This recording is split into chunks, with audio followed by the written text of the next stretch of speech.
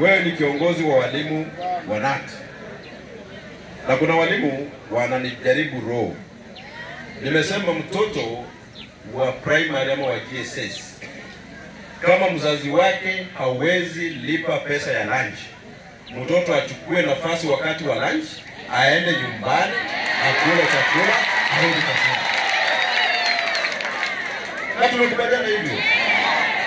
Kwa sababu unaekea mama shilingi 15,000 ya kazi gani?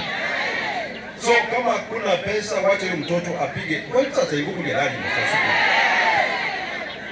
So kama ni nyama, ule akona pesa apigiwe nyama huko akule. Lakini yule ambaye hana, apigiwe nafasi, aende nyumbani, akule nini? So bora baada ya nyasi ya